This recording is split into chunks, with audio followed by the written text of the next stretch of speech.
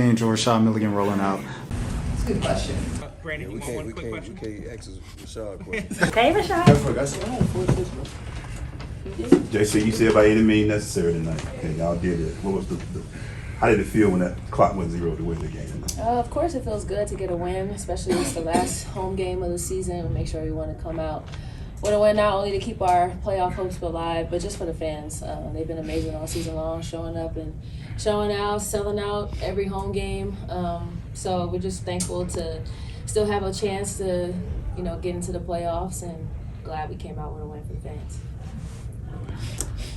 TC, this question's for you. I saw a TikTok that LA posted. And said, Grandma's not mad, Grandma's just hurt, but Grandma was hooping tonight. So talk to me about how it felt, again, from your perspective, to just kind of go out there and do what you do best. It feels great. I'm just really thankful that, we're getting some continuity, some camaraderie, especially our first group that's out there playing majority of the minutes.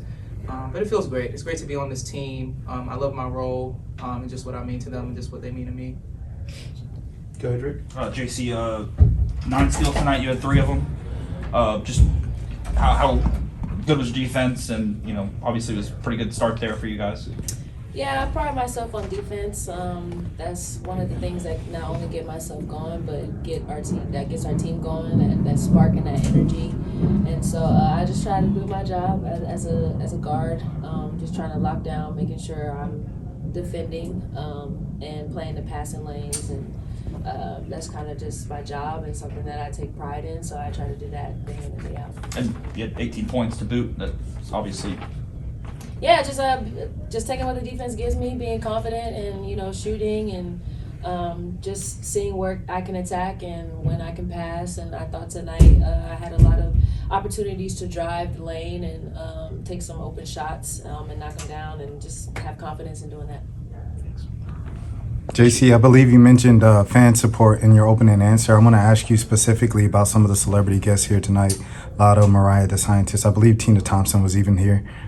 Just what do you want to say to those particular celebrities and stuff and everything like that in attendance? Anytime we can have celebrities come out and support, that's great. I'm sure they're here for someone else. I'm not necessarily sure they were here for us, but anytime they can just come and support women's basketball in general, I think it's important and it's great. Glad they were able to come out. We got the win. That's all that matters. But yeah. They came for a show. Yeah. They came for a show, and we gave them one. I'm not sure if they were rooting for us, but at the end of the day, we got the dub, so that's all that matters.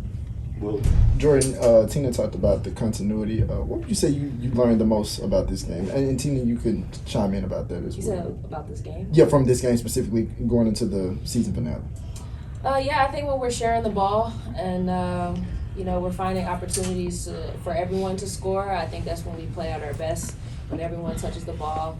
Obviously, TC was getting a lot of doubles tonight.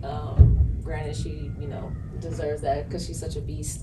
But yeah, just being able to share the ball and play with each other. If one option is not working, we go right to another option. And we've been working on that for the past couple of months. Just making sure we're continuing to play. If something breaks down, going to another.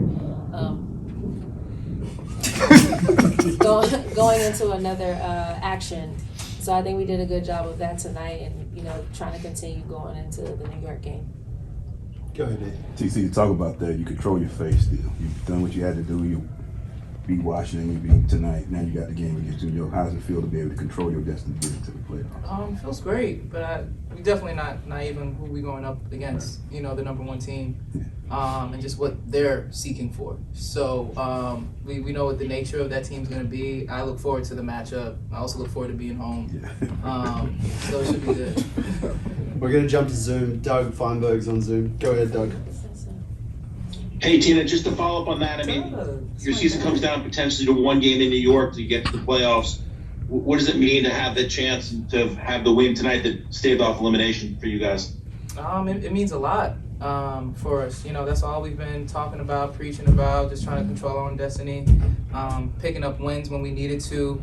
like I said, I think the second half of the season, just not holding our heads low about injuries or anything that happened in the first half of the season, but just locking in on who we need to be out there on the court and just the product that T needs us to reflect.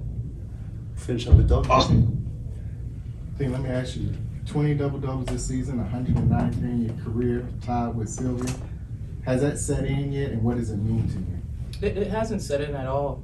I think it will when it's all said and done. I can only speak so heavily on Syl and just what she's meant to me as a player. You know, I've been chasing her as a player from our times at UConn, her at LSU, to just competitively every time we take the court.